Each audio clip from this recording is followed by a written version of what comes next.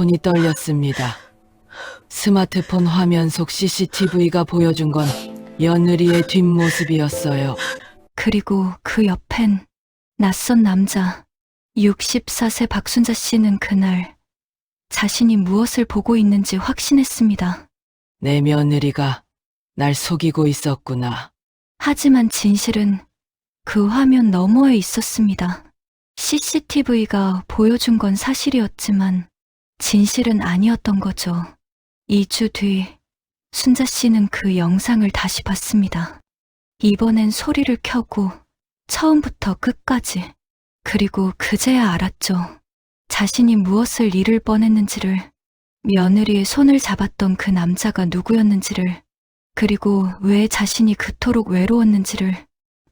사연 시작 전 구독과 좋아요 눌러주시고요. 지금 이 이야기를 듣는 분들 중에 혹시 가족과의 오해로 마음 아프셨던 분 계신가요? 댓글로 남겨주세요. 오늘 이야기가 여러분 마음에 작은 위로가 되길 바랍니다.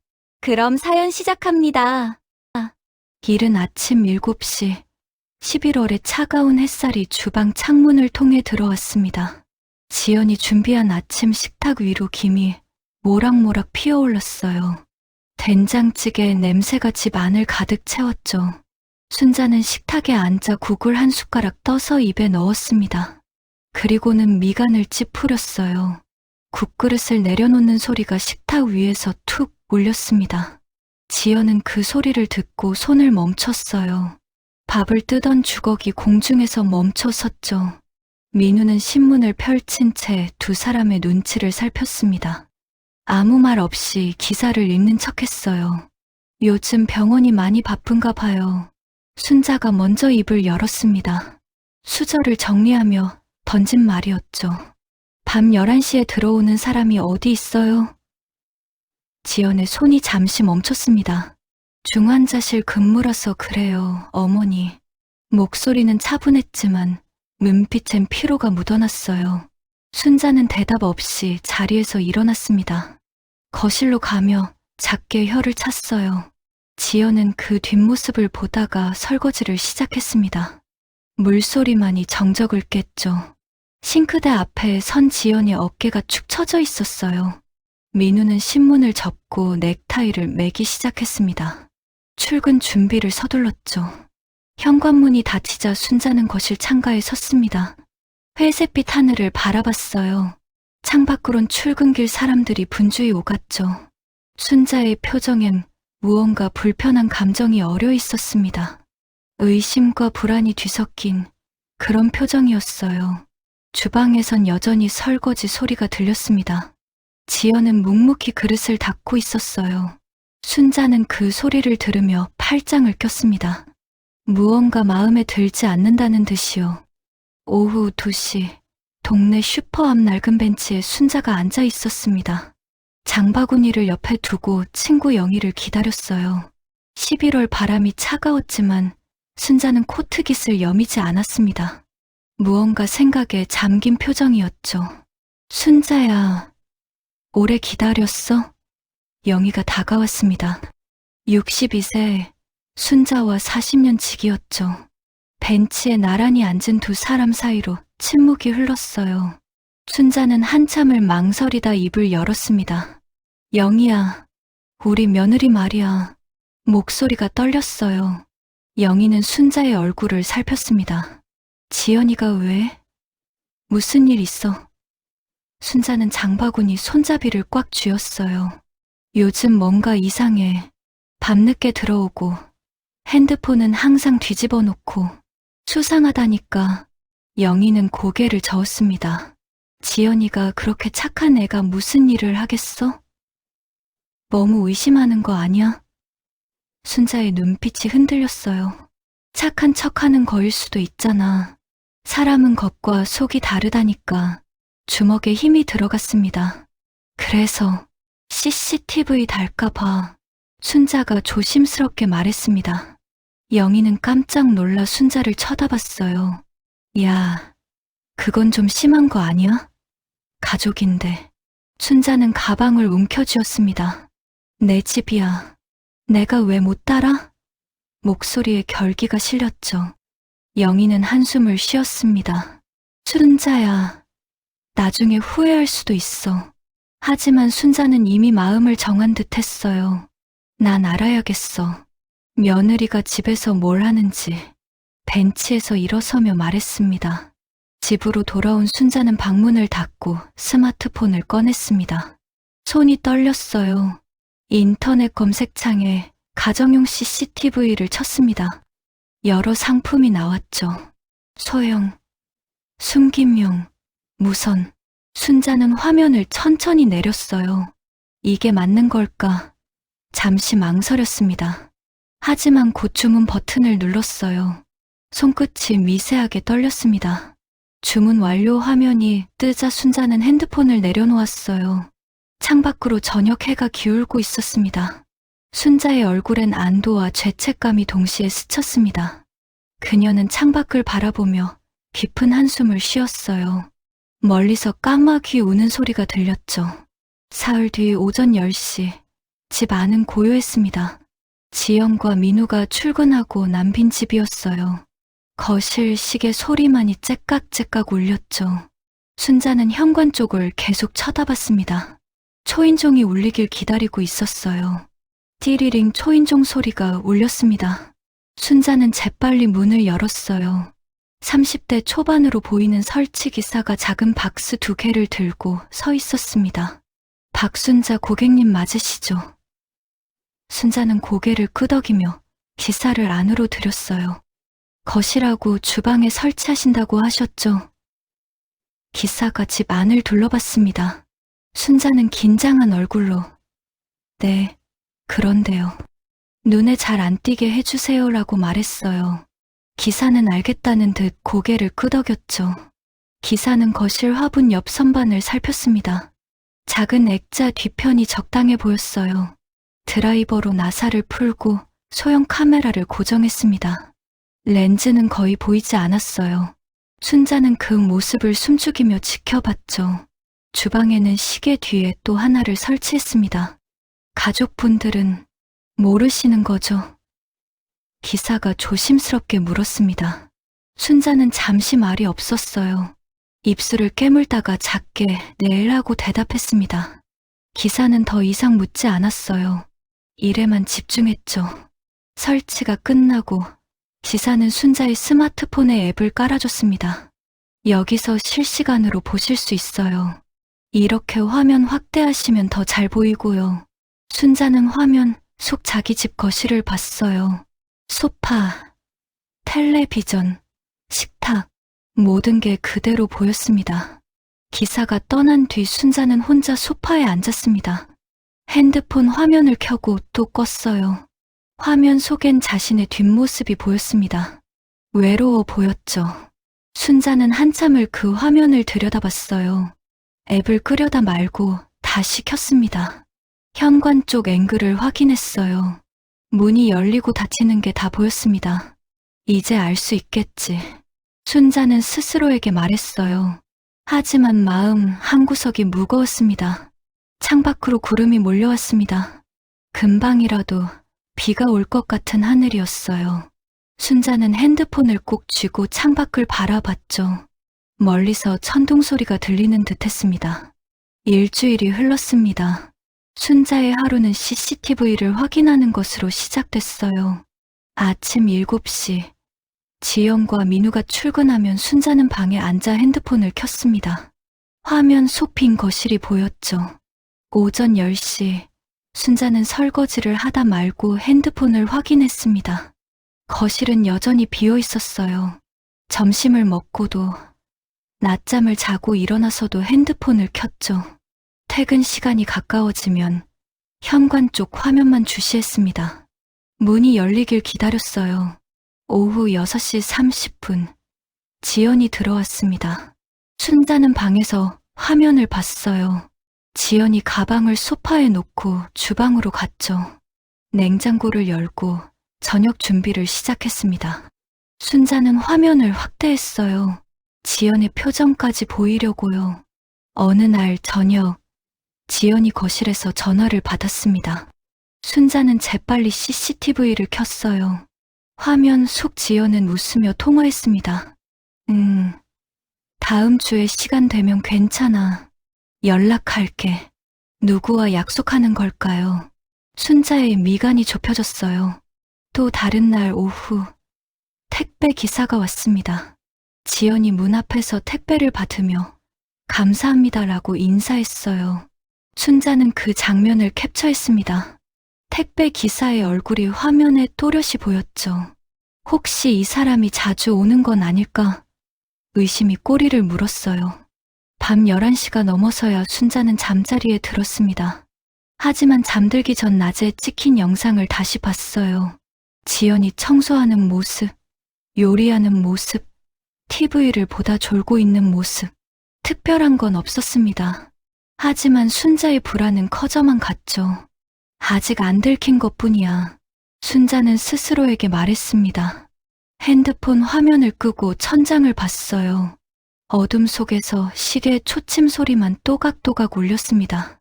잠이 오지 않았어요. 옆방에서 민우의 코 고는 소리가 들렸습니다. 평화로운 소리였죠. 하지만 순자의 마음은 평화롭지 않았어요. 핸드폰을 다시 켰습니다. 어두운 거실이 화면에 보였죠. 순자는 한숨을 쉬고 화면을 껐어요. 저녁 7시, 식탁에 세 사람이 마주 앉았습니다. 김치찌개가 보글보글 끓고 있었어요. 지연이 준비한 저녁상이었죠. 하지만 식탁 위 분위기는 따뜻하지 않았습니다. 순자가 반찬을 집으며 무심한 듯 물었습니다. 오늘 낮에 누가 왔더라? 지연은 밥을 뜨던 손을 멈추고 고개를 들었어요. 아무도 안 왔는데요. 순자는 국을 한 숟가락 뜨며 지연을 쳐다봤습니다. 택배 기사 말고. 순자의 목소리에 묘한 긴장이 실렸어요. 지연은 잠시 생각하다가 택배요. 민우 오빠가 주문한 책 왔어요 라고 대답했습니다. 순자는 고개를 끄덕였지만 표정은 굳어 있었어요. 거짓말은 아닌가 보네.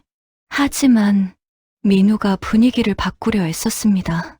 엄마, 이 김치찌개 정말 맛있네요. 억지로 밝은 목소리를 냈죠. 순자는 대답 없이 밥만 떴어요. 지연은 민우와 눈을 마주치고 작게 한숨을 쉬었습니다. 식탁에 침묵이 무겁게 가라앉았어요. 숟가락 부딪히는 소리만 들렸습니다. 째깍째깍 거실 시계 소리도 유난히 크게 들렸죠. 민우는 김치를 집으며 두 사람을 번갈아 봤어요. 어색한 공기가 목을 눌렀습니다. 식사 후 지연이 설거지를 시작했습니다. 물소리가 주방에서 흘러나왔어요. 순자는 거실 소파에 앉아 스마트폰을 꺼냈습니다. 낮에 찍힌 영상을 다시 확인했죠. 택배 기사와 대화하는 장면이었어요. 화면을 확대해서 봤습니다. 지연의 표정, 택배 기사의 얼굴, 두 사람의 거리. 아무것도 이상하지 않았어요. 그냥 평범한 택배 수령이었죠. 그런데도 순자의 마음은 불편했습니다. 혹시 모르잖아. 나중에 뭔가 나올지. 엄마, 왜 그러세요? 민우가 다가와 물었습니다. 순자는 재빨리 핸드폰 화면을 껐어요. 아무것도 아니야. 하지만 눈빛은 그렇지 않았죠. 민우는 어머니의 손을 잡으려 했지만 순자는 손을 거뒀습니다. 피곤해서 그래. 먼저 잘게. 순자는 방으로 들어갔어요. 민우는 거실에 혼자 남았습니다. 주방에선 여전히 설거지 소리가 들렸죠. 민우는 깊은 한숨을 쉬었어요. 방문 틈으로 불빛이 새어나왔습니다. 순자는 이불 속에서 다시 핸드폰을 켰어요. CCTV 화면을 봤죠. 거실에 홀로 앉아있는 민우가 보였습니다. 순자는 화면을 오래 들여다봤어요. 그리고 조용히 눈을 감았죠. 2주째 되는 날 오후 3시, 순자는 동네 병원에서 나왔습니다. 정기 검진을 마친 길이었어요. 버스 정류장에서 72번 버스를 기다렸죠. 날씨가 쌀쌀했습니다. 순자는 코트깃을 여미며 습관적으로 핸드폰을 꺼냈어요. CCTV 앱을 켰습니다. 실시간 영상이 화면에 떴어요. 순자의 눈이 커졌습니다. 거실에 지연이 보였는데 옆에 누군가 더 있었어요. 남자였습니다. 버스가 왔지만 순자는 타지 않았습니다. 벤치에 앉아 화면을 확대했어요. 30대 초반으로 보이는 젊은 남자였죠. 검은색 정장 차림이었습니다.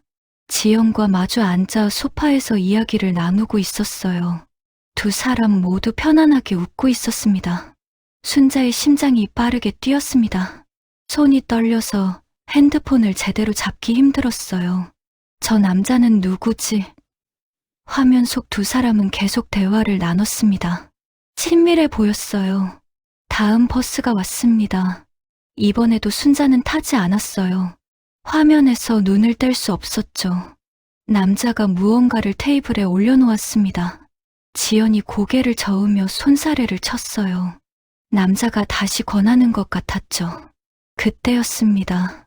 남자가 지연의 손 쪽으로 무언가를 밀었어요. 카메라 각도 때문에 손을 잡는 것처럼 보였습니다. 순자는 재빨리 스크린샷을 찍었어요. 손이 너무 떨려서 3번 만에 성공했죠. 영상은 계속됐습니다. 두 사람이 자리에서 일어났어요. 현관으로 걸어갔습니다. 지연이 문을 열어주고 남자가 나갔죠. 지연은 문을 닫고 거실로 돌아왔습니다. 아무렇지 않은 표정이었어요. 순자는 핸드폰을 꽉 쥐었습니다. 손에 힘이 들어가 손가락이 하얗게 질렸어요. 화가 치밀어 올랐습니다. 배신감이 온몸을 휘감았죠. 내가 옳았어. 내 직감이 맞았어. 순자는 입술을 깨물었어요. 버스 정류장 벤치에 주저앉았습니다. 사람들이 지나다녔지만 아무것도 보이지 않았어요. 귀에도 아무 소리가 들리지 않았습니다. 순자의 눈엔 오직 그 장면만 보였죠. 남자와 웃으며 이야기하던 며느리의 모습이요. 집에 가야 해. 순자는 일어섰습니다. 무거운 발걸음으로 버스에 올랐어요. 창밖을 보며 계속 그 화면을 떠올렸습니다. 분노와 슬픔이 뒤섞인 감정이 가슴을 짓눌렀어요. 집까지 가는 30분이 3시간처럼 느껴졌죠. 그날 저녁 8시, 지연은 주방에서 저녁 준비를 하고 있었습니다. 팔을 썰고 있었어요. 도마 위로 칼질 소리만 또각또각 울렸죠. 평소와 다름없는 저녁이었습니다. 현관문이 열렸습니다. 순자가 들어왔어요. 지연이 고개를 돌려 어머니 오셨어요? 라고 인사했습니다. 하지만 순자는 대답하지 않았어요. 신발도 대충 벗고 거실로 곧장 들어갔죠. 지연은 이상한 낌새를 느꼈습니다. 순자는 소파에 털썩 앉았습니다. 가방을 바닥에 던지다시피 놓았어요. 숨소리가 거칠었죠. 지연이 앞치마를 만지작거리며 거실로 나왔습니다. 어머니, 괜찮으세요? 거실로 와. 순자의 목소리가 차갑게 떨어졌습니다. 지연은 앞치마를 벗고 천천히 다가갔어요. 소파 맞은편 의자에 앉으려는데 순자가 서 있어라고 말했죠. 지연은 그 자리에 섰습니다. 순자는 핸드폰을 꺼냈습니다. 손이 떨렸어요. 갤러리에서 오늘 찍은 스크린샷을 찾았죠. 화면을 지연에게 내밀었습니다. 이게 뭐야? 목소리가 날카로웠어요. 지연은 화면을 봤습니다. 자신과 남자가 나란히 앉아있는 사진이었어요. 얼굴이 창백해졌습니다. 어머니, 이건... 말이 끊겼죠. 순자가 벌떡 일어섰습니다. 남편 있는 사람이 낮에 남자를 집에 들이고 순자의 목소리가 커졌어요. 이게 무슨 짓이야? 지연은 손을 내저었습니다. 아니에요, 어머니. 그 사람은 제 사촌 동생이에요. 순자는 비웃었습니다. 사촌 동생? 코웃음을 쳤어요. 당신 오빠 미국에 있잖아. 무슨 사촌 동생? 지연이 다시 설명하려 했습니다. 어머니 외가 쪽 조카예요. 제가 손까지 잡더라. 순자가 말을 끊었습니다. 핸드폰을 흔들며 소리쳤어요. 내가 다 봤어. CCTV에 다 찍혔다고. 지연의 눈이 커졌습니다. 입술이 파르르 떨렸어요. CCTV요? 지연의 목소리가 작아졌습니다. 순자는 잠시 말을 잃었어요. 비밀이 들통난 거죠. 하지만 이미 분노가 이성을 앞질렀습니다. 그래, 내가 달았어. 순자가 소리쳤어요. 당신이 집에서 뭘 하는지 알고 싶었어. 지연은 한 걸음 뒤로 물러났습니다. 눈에 눈물이 고였어요. 저를 감시하셨군요. 목소리가 떨렸습니다. 지연의 눈엔 배신감이 가득했죠. 처음부터 저를 믿지 않으셨네요. 순자는 말문이 막혔습니다. 하지만 물러설 수 없었어요. 믿을 수 있어야 믿지. 소리쳤습니다. 지연은 고개를 떨구고 방으로 들어갔어요. 문이 쾅 닫혔습니다. 거실이 고요해졌습니다. 순자는 소파에 주저앉았어요. 손에 든 핸드폰 화면이 꺼져 있었죠. 주방에선 물이 끓어넘치는 소리가 들렸습니다. 하지만 아무도 불을 끌어가지 않았어요. 30분 뒤 현관문이 열렸습니다. 민우가 퇴근한 거예요. 다녀왔습니다. 평소처럼 밝게 인사했죠. 하지만 대답이 없었습니다. 집 안 공기가 이상했어요. 거실엔 순자가 팔짱을 낀 채 소파에 앉아 있었습니다. 안방에선 무언가 움직이는 소리가 들렸어요. 민우는 재빨리 신발을 벗고 안방으로 향했죠. 문을 열자 지연이 캐리어에 옷을 넣고 있었습니다. 뭐 하는 거야? 민우의 목소리가 급해졌어요. 지연은 대답 없이 옷을 계속 챙겼습니다. 눈가가 붉었어요. 민우가 그녀의 손을 잡았죠. 무슨 일이야? 말 좀 해봐. 지연은 민우를 똑바로 봤습니다. 눈물이 볼을 타고 흘렀어요. 물어보세요. 어머니께. 목소리가 갈라졌죠. 민우는 지연의 얼굴을 살폈습니다. 무슨 일이 있었는지 알 수 있었어요. 민우는 거실로 나갔습니다. 순자는 여전히 같은 자세로 앉아 있었어요. 엄마, 무슨 일이에요? 순자는 테이블 위에 있던 핸드폰을 민우에게 던졌습니다. 화면에 사진이 떠 있었죠. 민우는 사진을 봤습니다. 지연과 낯선 남자가 함께 있는 사진이었어요. 이게 뭐예요? 순자가 차갑게 말했습니다. 당신 와이프, 낮엔 남자 데려왔어. 손까지 잡더라. 민우는 고개를 저었습니다. 엄마, 이건 오해예요. 하지만 순자는 듣지 않았어요. 오해. 목소리가 높아졌죠. 내가 직접 봤는데 CCTV로 다 봤다고. 민우의 얼굴이 굳었습니다. 엄마, CCTV를 다신 건가요? 순자는 대답하지 않았어요. 침묵이 대답이었죠. 민우는 깊게 숨을 들이쉬었습니다. 주먹을 꽉 쥐었다 폈어요. 엄마, 그 사람 지연이 친척 동생이에요. 민우가 설명했습니다. 하지만 순자는 고개를 돌렸어요. 믿을 수 없어. 내가 본 게 전부야. 민우는 더 이상 말하지 않았습니다. 안방으로 돌아갔습니다. 지연이 캐리어 지퍼를 잠그고 있었어요. 나 친정 갈 거예요. 민우가 말렸습니다. 잠깐만 이야기하자. 진정하고. 설명할 기회도 안 주시는데 무슨 이야기예요? 지연이 캐리어를 들었습니다. 민우는 그녀를 막아섰어요. 제발, 오늘 밤만 여기 있어. 내일 이야기하자. 지연은 고개를 저었습니다. 저 지쳤어요. 목소리에 힘이 없었어요. 감시당하면서 사는 거 더 이상 못하겠어요. 민우의 어깨가 축 처졌죠. 지연이 현관으로 향했습니다. 순자는 그녀를 보지 않았어요. 창밖만 바라봤죠. 문이 열리고 닫혔습니다. 지연이 나간 거예요. 민우는 현관에 선채 멍하니 서 있었습니다. 두 손으로 얼굴을 감쌌어요. 깊은 한숨이 새어나왔죠. 거실은 고요했습니다. 시계 초침 소리만 또각또각 울렸어요. 순자는 여전히 소파에 앉아 있었습니다. 창밖을 봤어요. 가로등 불빛이 하나둘 켜지고 있었죠. 순자의 얼굴엔 분노보다 공허함이 더 컸습니다. 이긴 것 같지만 진 기분이었어요.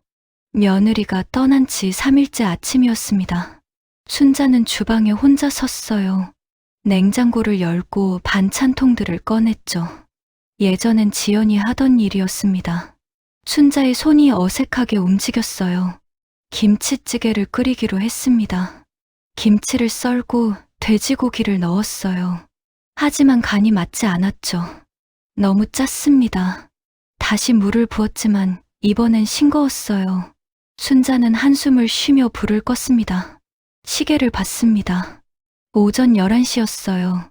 하루가 너무 느리게 갔죠. 거실 소파에 앉아 TV를 켰습니다. 드라마가 나왔어요. 하지만 내용이 머릿속에 들어오지 않았죠. 저녁 8시, 민우가 돌아왔습니다. 평소보다 훨씬 늦은 시간이었어요. 밥 먹었어? 순자가 물었습니다. 민우는 네라고만 짧게 답했어요. 가방을 들고 곧장 방으로 들어갔죠. 문이 닫혔습니다. 순자는 혼자 식탁에 앉았습니다. 만들어 놓은 찌개를 한 그릇 떠먹었어요. 역시 맛이 없었습니다. 몇 숟가락 먹고 그만뒀죠. 그릇을 설거지통에 놓고 거실로 나왔어요. 소파에 앉아 습관적으로 핸드폰을 꺼냈습니다. CCTV 앱을 켰어요. 실시간 화면에 빈 거실이 보였습니다. 자신의 뒷모습만 덩그러니 찍혀 있었죠. 순자는 한참 그 화면을 봤어요. 화면을 내렸습니다. 저장된 영상 목록이 나왔어요. 지난 3주간의 기록이었죠. 순자는 며칠 전 영상을 눌렀습니다. 지연이 청소하던 모습이 나왔어요. 다음 영상은 요리하는 모습이었죠. 이제 그런 모습들이 보이지 않았습니다. 화면 속엔 순자만 있었어요. 혼자 TV 보는 모습, 혼자 밥 먹는 모습. 순자는 앱을 껐습니다. 내가 이긴 건가? 스스로에게 물었습니다. 집을 지킨 건가? 대답은 돌아오지 않았어요. 가슴이 텅 빈 것 같았죠. 밤 12시가 넘었습니다. 민우 방에선 불이 꺼져 있었어요. 순자는 불을 끄고 방으로 들어갔습니다. 침대에 누웠지만 잠이 오지 않았어요. 천장을 바라봤죠. 옆집에서 아기 우는 소리가 희미하게 들렸습니다. 어디선가 개 짖는 소리도 들렸어요. 순자는 이불을 머리까지 끌어올렸습니다. 눈을 감았지만 잠들 수 없었어요. 새벽 3시, 순자는 다시 일어나 거실로 나왔습니다. 불을 켜지 않고 소파에 앉았어요. 어둠 속에서 핸드폰을 켰습니다. CCTV 화면을 봤죠. 저괴선 모드로 촬영된 어두운 거실이었어요. 화면 속 자신의 모습이 희미하게 보였습니다. 외로워 보였어요. 순자는 핸드폰을 내려놓고 무릎을 끌어안았습니다. 조용히 앉아 있었죠. 새벽 공기가 차가웠어요. 일주일째 되는 날 오후였습니다. 순자의 핸드폰이 울렸어요. 0이었죠. 순자야, 요즘 어떻게 지내? 순자는 힘없이 대답했습니다. 그냥 그렇게. 영희가 조심스럽게 물었습니다. 며느리는? 순자는 대답하지 않았어요. 침묵이 흘렀죠. 순자야, 그 남자가 누군지 확인이나 해봤어? 영희의 목소리가 조금 높아졌습니다. CCTV에 찍혔으면 얼굴도 나왔을 텐데 알아보지 그랬어. 순자는 아무 말도 하지 못했어요. 확인할 생각을 못했던 거죠. 전화를 끊고 순자는 소파에 앉았습니다. 핸드폰을 켰습니다. 갤러리에서 2주 전 영상을 찾았어요. 남자가 들어오는 장면부터 다시 봤죠. 이번엔 소리를 켰습니다. 그동안은 화면만 봤었거든요. 영상이 재생됐습니다. 초인종 소리, 문 여는 소리가 들렸어요. 지연의 목소리가 들렸죠. 동생아, 들어와. 오랜만이다. 순자는 화면을 멈췄습니다. 동생이라고 했나? 영상을 다시 재생했습니다. 남자의 목소리가 들렸어요. 누나, 바쁜데 시간 내줘서 고마워요. 급하게 연락드려서 죄송해요. 지연이 웃으며 대답했죠. 괜찮아. 앉아. 두 사람이 소파에 앉았습니다. 순자는 볼륨을 최대로 올렸어요. 취업됐다며? 축하해. 지연의 목소리가 밝았습니다. 남자가 쑥스럽게 웃었어요. 네, 누나, 드디어요. 축하금이라도 줘야지. 지연이 테이블 위에 봉투를 놓았습니다. 남자가 놀라며 손을 저었어요. 누나, 이거 너무 많은데. 화면을 확대했던 그 장면이었죠. 순자의 손이 떨렸습니다. 봉투를 주고받는 장면이었어요. 손을 잡은 게 아니었죠. 순자는 영상을 멈추고 뒤로 돌렸습니다. 다시 봤어요. 각도 때문에 손을 잡는 것처럼 보였던 거였습니다. 괜찮아. 내가 고생했잖아. 지연의 목소리가 다정했습니다. 오빠한테는 비밀이야. 알면 안 받으려고 할 테니까. 남자가 봉투를 받으며 문시호를 불켰어요. 누나, 정말 고마워요. 영상이 계속됐습니다. 두 사람이 일어나 현관으로 갔어요. 남자가 나가기 전 말했죠. 누나, 정말 감사해요. 형부님께도 꼭 감사 인사 전해주세요. 지연이 웃으며 대답했습니다. 그래, 조심히 가. 순자는 핸드폰을 무릎 위에 떨어뜨렸습니다. 손에 힘이 풀렸어요. 온몸이 떨렸죠. 내가 뭘 본 거지? 가슴이 무너지는 것 같았습니다. 영상을 처음부터 다시 봤습니다. 이번엔 제대로 들으며 봤어요. 사촌 동생이 맞았습니다. 취업 축하금을 주는 거였죠. 남편에게도 비밀로 하려던 지연의 마음씨였어요. 순자는 두 손으로 얼굴을 감쌌습니다. 아니야, 아니야. 중얼거렸어요. 눈물이 손가락 사이로 흘러내렸습니다.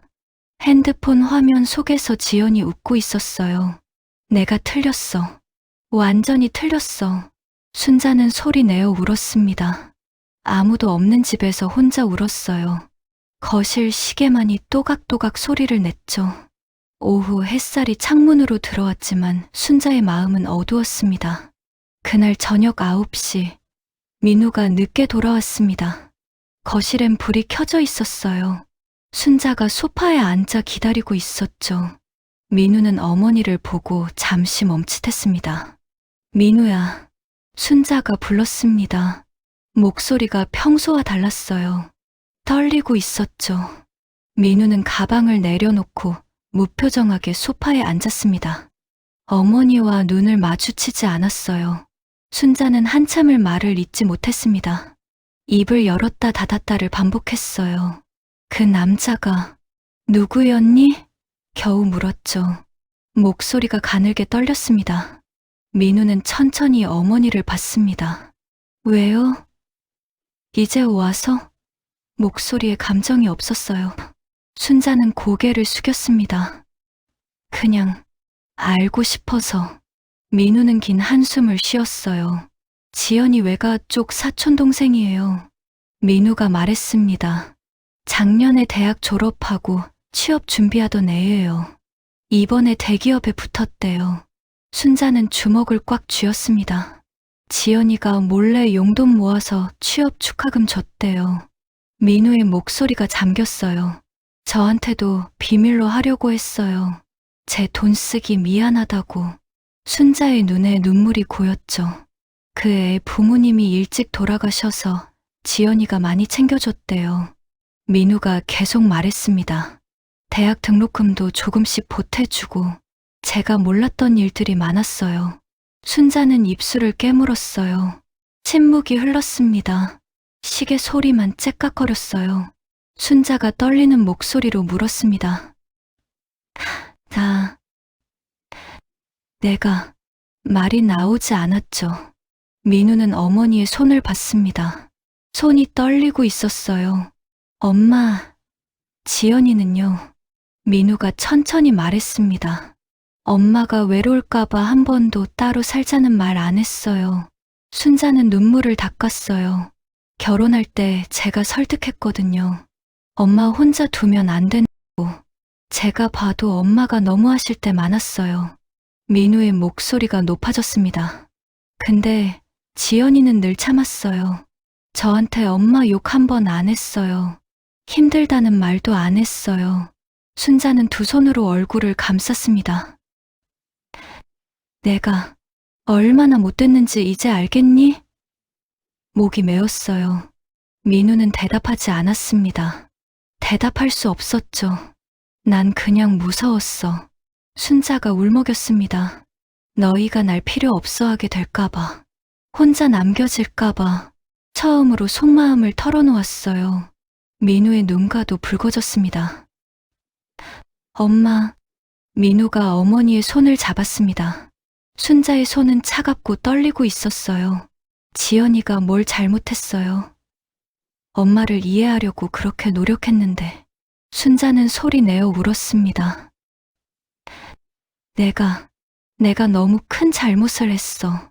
민우도 눈물을 흘렸어요. 두 사람은 한참을 그렇게 앉아 있었죠. 거실은 고요했습니다. 내가 어떻게 해야 하니? 순자가 물었습니다. 민우는 한참을 생각했어요. 사과하세요. 진심으로. 순자는 고개를 끄덕였습니다. 하지만 얼굴엔 두려움이 가득했어요. 지연이가 날 용서할까? 순자의 목소리가 떨렸습니다. 민우는 대답하지 못했어요. 그것도 확신할 수 없었으니까요. 순자는 창밖을 봤습니다. 밤하늘엔 별이 하나도 보이지 않았어요. 밤 11시, 민우는 방으로 들어갔습니다. 순자는 거실에 혼자 남았어요. 소파에 앉아 핸드폰을 꺼냈죠.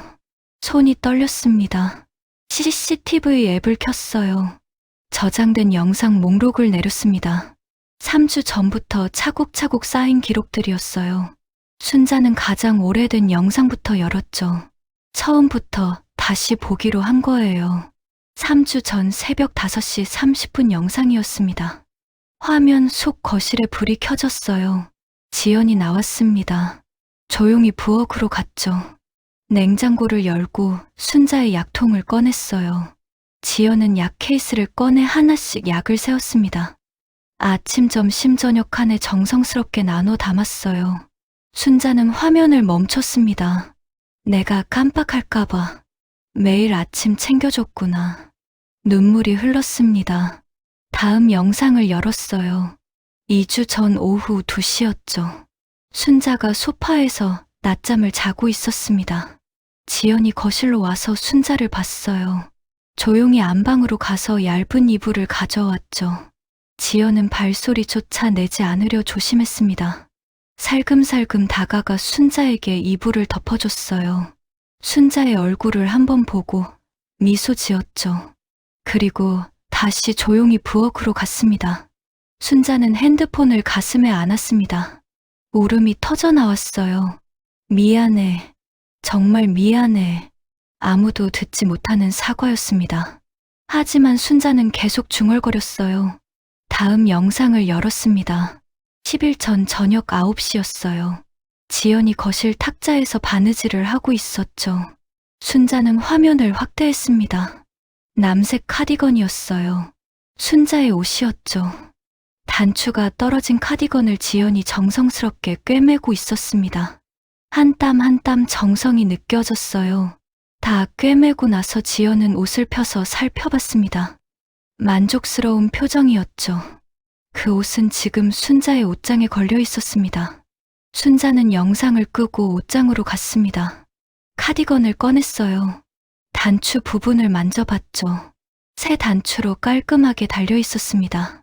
순자는 카디건을 가슴에 안고 주저앉았어요. 다시 소파로 돌아와 영상을 열었습니다. 일주일 전 밤 10시였어요. 순자가 낮에 흘린 차 자국을 지연이 닦고 있었죠. 불평 없이 묵묵히 거실을 쓸고 닦았습니다. 청소를 마치고 지연은 소파에 앉았습니다. 깊은 한숨을 쉬었어요. 피곤한 표정이었죠. 하지만 곧 다시 일어나 주방으로 갔습니다. 내일 아침 준비를 시작했어요. 순자는 영상을 끝까지 봤습니다. 지연이 주방에서 나무를 다듬고 있었어요. 밤 11시가 넘었는데도 일을 하고 있었죠. 병원 야근을 마치고 와서도 집안일을 하고 있었습니다. 내가 뭘 한 거야? 순자는 핸드폰을 소파 위에 놓았습니다. 두 손으로 얼굴을 감쌌어요. 어깨가 들썩였죠. 울음소리가 새어나왔습니다.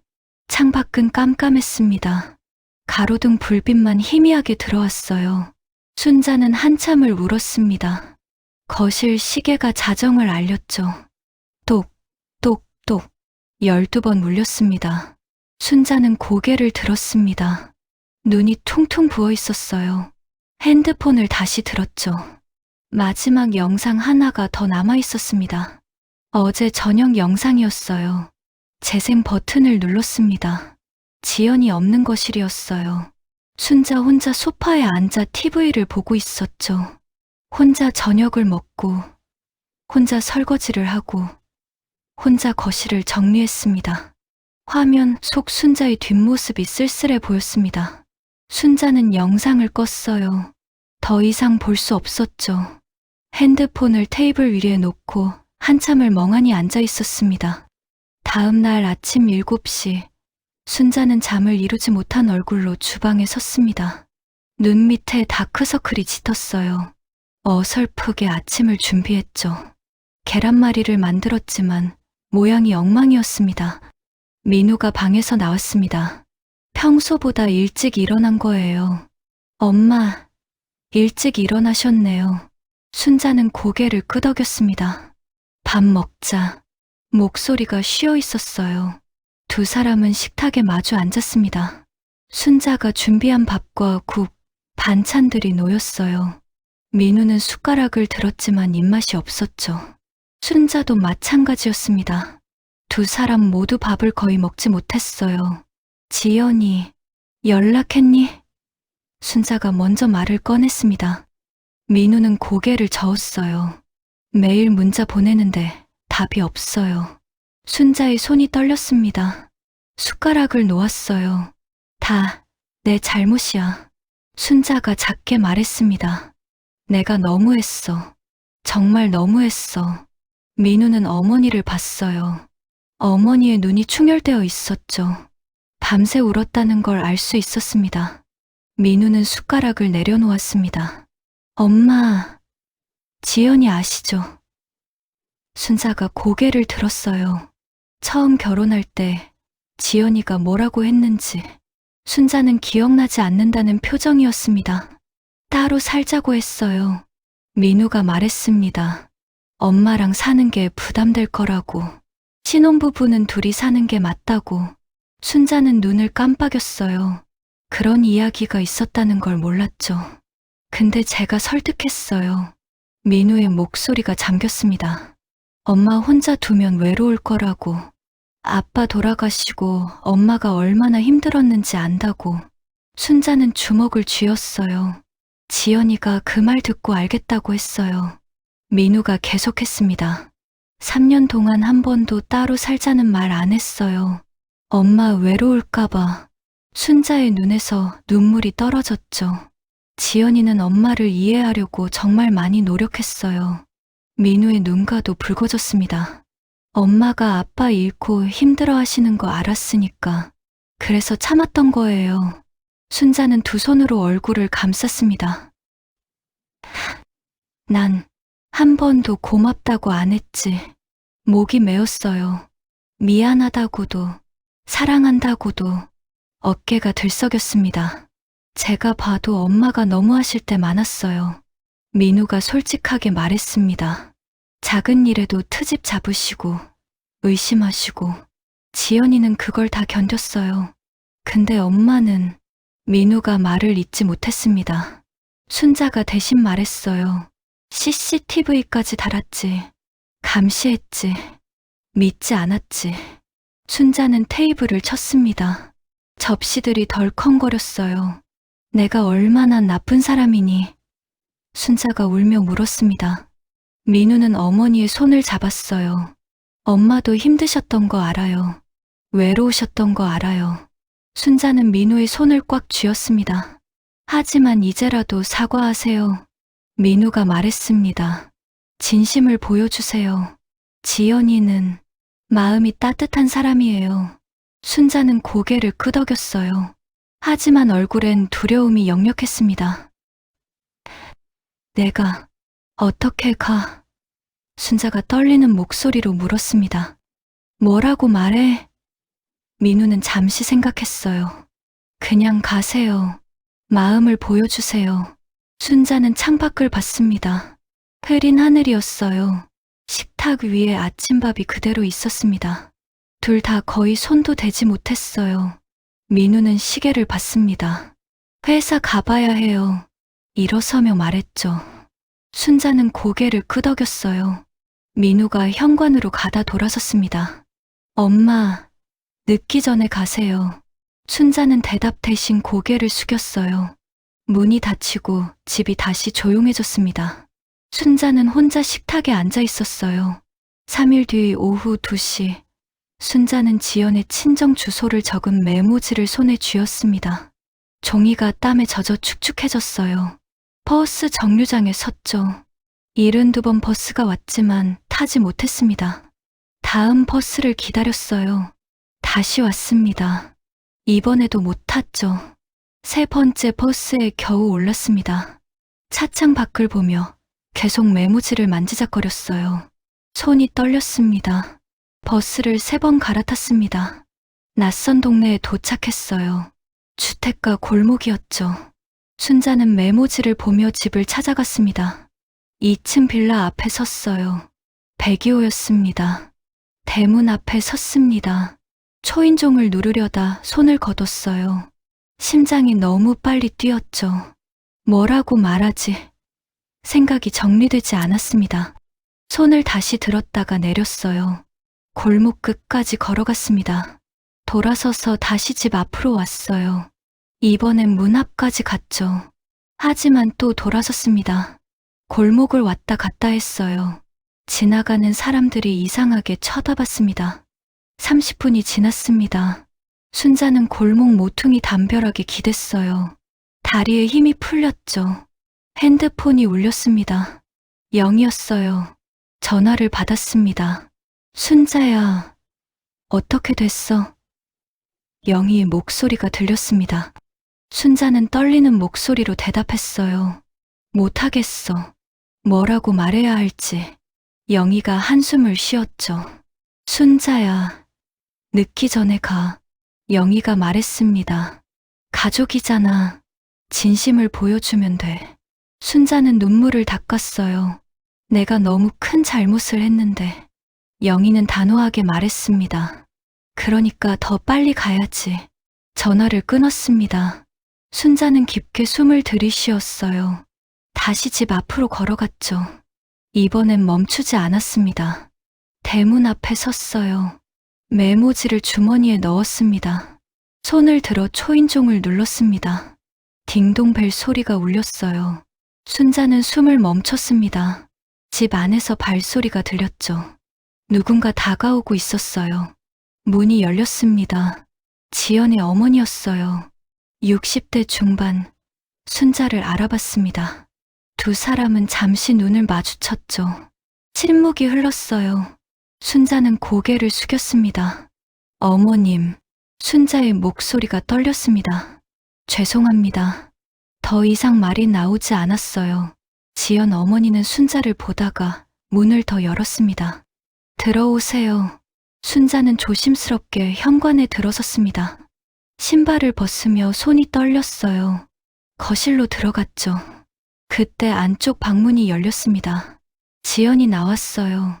두 사람의 시선이 마주쳤습니다. 지연은 놀란 표정이었어요. 어머니, 작게 말했죠. 순자는 그 자리에서 무릎을 꿇었습니다. 지연이 놀라 앞으로 나왔어요. 어머니, 일어나세요. 미안해. 순자가 말했습니다.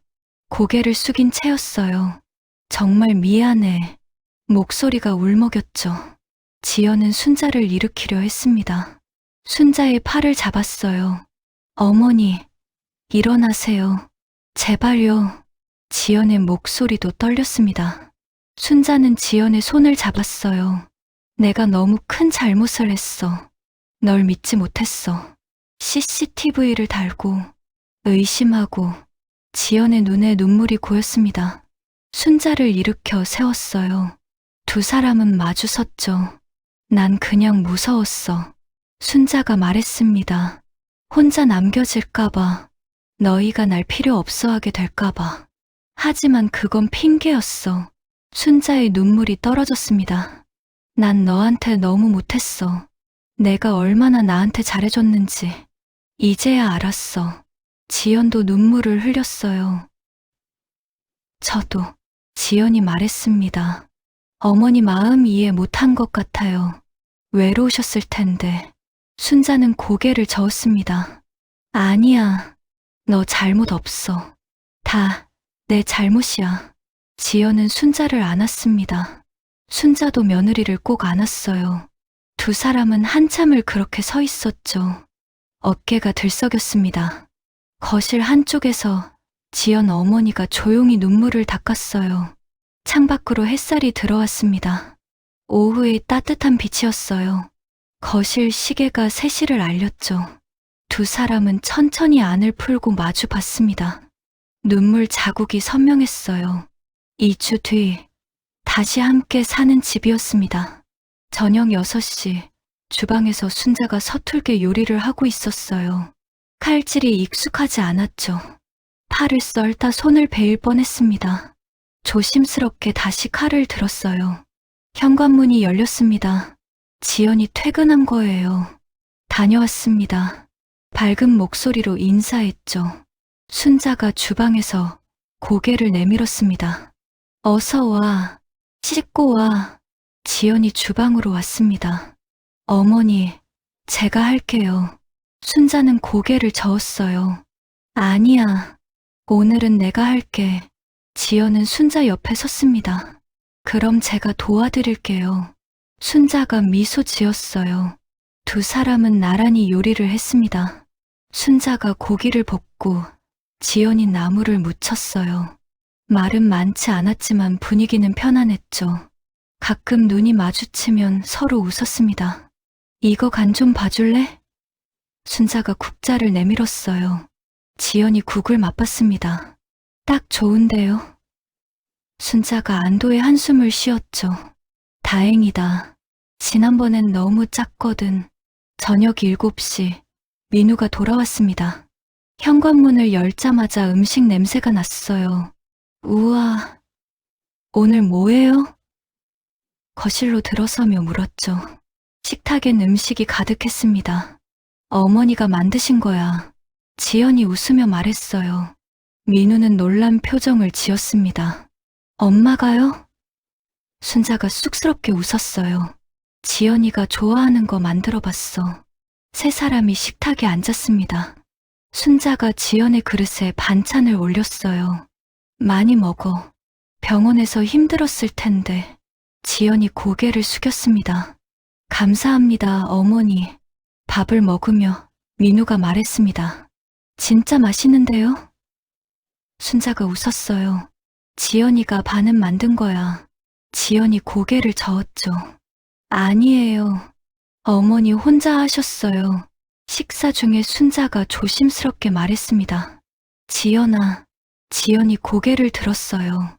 내가 CCTV 지웠어. 순자가 핸드폰을 꺼내 보여줬습니다. 앱이 삭제되어 있었어요. 거실이랑 주방에 있던 것도 다 뗐어. 순자가 계속 말했습니다. 지연은 순자의 손을 잡았어요. 괜찮아요, 어머니. 이제 다 지난 일이에요. 순자의 눈에 눈물이 맺혔죠. 정말 미안했어. 순자가 다시 한번 말했습니다. 지연이 웃으며 대답했어요. 저도 어머니 마음 더 헤아렸어야 했어요. 민우가 두 사람을 번갈아 봤습니다. 흐뭇한 표정이었어요. 이제 좀 살겠네. 민우가 농담조로 말했습니다. 세 사람이 함께 웃었어요. 오랜만에 들리는 웃음소리였죠. 식탁 위로 따뜻한 공기가 흘렀습니다. 식사 후 지연이 설거지를 하려 일어섰습니다. 순자가 말했어요. 내가 할게. 지연이 고개를 저었죠. 같이 해요. 두 사람은 나란히 주방에 섰습니다. 거실에선 민우가 TV를 켰습니다. 뉴스가 나왔어요. 주방에선 설거지하는 소리가 들렸죠. 물소리, 그릇 부딪히는 소리, 평범한 일상의 소리들이었습니다. 설거지를 마치고 순자와 지연이 거실로 나왔습니다. 소파에 나란히 앉았어요. 지연이 핸드폰을 꺼냈습니다. 어머니, 이거 보세요. 화면엔 사진이 떠 있었습니다. 지난주 친정에서 찍은 사진이었어요. 순자와 지연이 나란히 서서 웃고 있었죠. 이쁘게 나왔죠? 지연이 물었습니다. 순자가 사진을 자세히 봤습니다. 두 사람 모두 편안한 미소를 짓고 있었어요. 이쁘게 나왔네. 순자가 말했습니다. 지연이 물었어요. 프린트해서 액자에 넣을까요? 순자는 고개를 끄덕였습니다. 그래, 그러자. 지연이 웃으며 사진을 저장했어요. 순자는 며느리의 옆모습을 봤습니다. 고마운 마음이 가슴에 차올랐어요.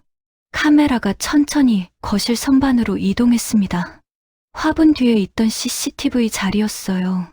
이제 카메라는 없었죠.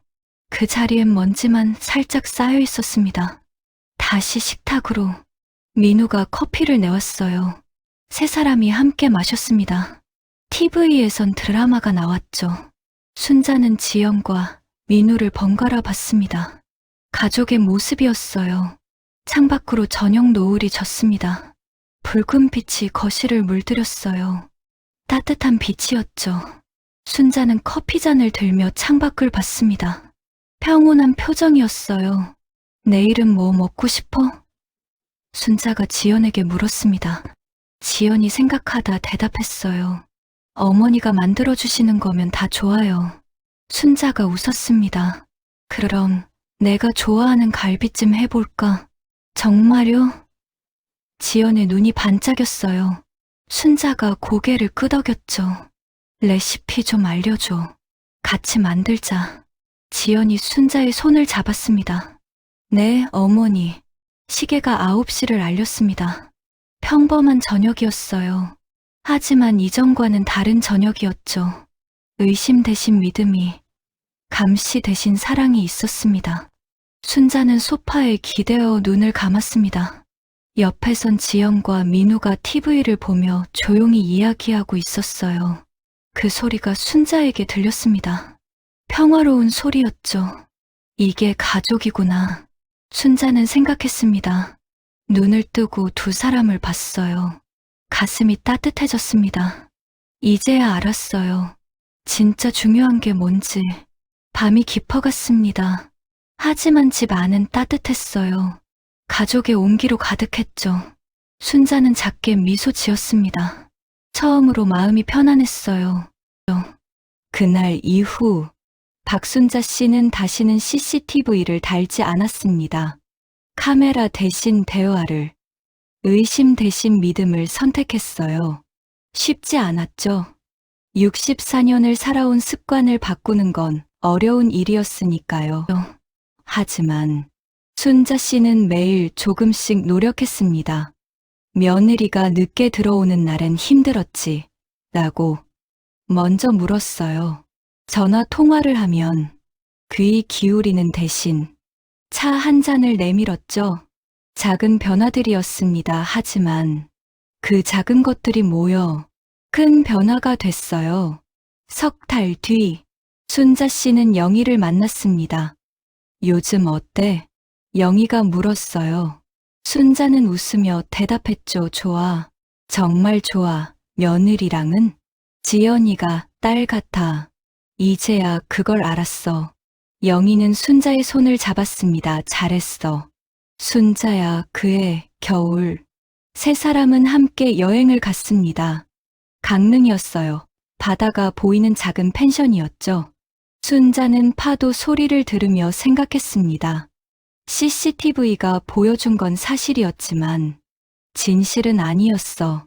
진실은 화면 너머에 있었던 거죠. 며느리의 마음 속에, 그 따뜻한 배려 속에. 지연은 이제 순자에게 말합니다. 어머니, 외출하실 때 꼭 연락 주세요. 걱정되니까. 순자가 웃으며 대답해요. 알았어. 걱정쟁이 민우는 두 사람을 보며 흐뭇해합니다. 가족이 완성된 거예요. 진짜 가족으로 어느 날 저녁, 순자는 오래된 핸드폰을 정리하다가 멈췄습니다. 삭제한 줄 알았던 CCTV 영상 파일 하나가 남아 있었어요. 지연이 새벽에 약을 챙기던 그 영상이었죠. 순자는 재생 버튼을 눌렀습니다. 화면 속 지연이 조용히 약통을 여는 모습이 보였어요. 순자는 눈물을 닦으며 파일을 삭제했습니다. 이젠 기억으로만 간직하기로 했어요. 때로 우리는 너무 많이 보려고 합니다. 상대의 모든 것을 확인하고, 감시하고, 의심하죠. 하지만 진짜 필요한 건 보는 게 아니었습니다. 믿는 거였어요. 순자 씨가 배운 건 그거였습니다. CCTV는 사실을 보여주지만 마음은 보여주지 못한다는 것. 사랑은 감시가 아니라 믿음에서 시작된다는 것. 그리고 가족은 의심이 아닌 이해로 만들어진다는 것. 지금도 순자 씨의 집 거실엔 흔적이 남아 있습니다. 화분 뒤 벽에 작은 구멍이요. CCTV를 달았던 자리예요. 순자는 그 구멍을 메우지 않았습니다. 잊지 않기 위해서요. 자신이 무엇을 잃을 뻔했는지, 그리고 무엇을 되찾았는지. 여러분은 어떠신가요? 혹시 가족을, 친구를, 사랑하는 사람을 의심하고 계신가요? 보려고만 하고 믿지 못하고 계신가요? 순자 씨의 이야기가 작은 울림이 되길 바랍니다. 감시보다, 대화를 의심보다, 믿음을 확인보다, 이해를, 그것이 진짜 사랑이고 진짜 가족입니다. 오늘 사연 어떠셨나요? 구독과 좋아요, 알림 설정 부탁드리고요. 여러분께도 혹시 가족과의 오해나 화해 경험이 있으시다면 댓글로 나눠주세요. 함께 위로받고 함께 성장하는 채널이 되고 싶습니다. 여러분의 가정에 따뜻한 이해와 용서가 가득하길 바랍니다. 오늘 하루도 사랑하는 사람들에게 먼저 다가가 보세요. 의심 대신 믿음을, 감시 대신 사랑을 다음 사연에서 또 만나요. 여러분, 행복하세요.